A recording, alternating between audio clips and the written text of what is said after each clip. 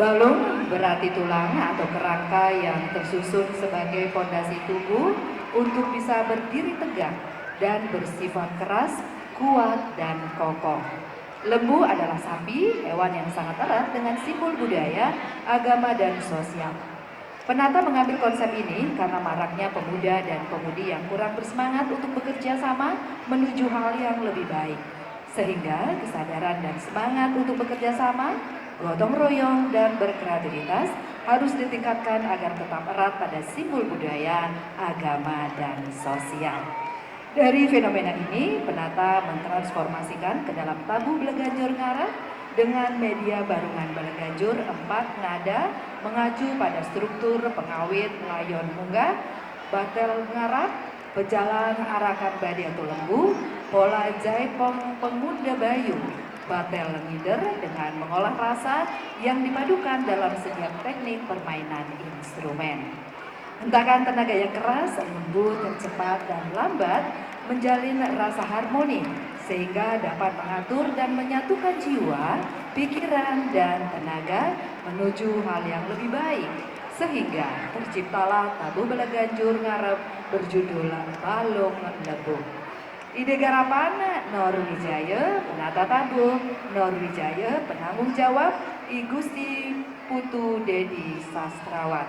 Support by Yowana Suara Taksu, Komunitas Seni Gandara Adi Suara.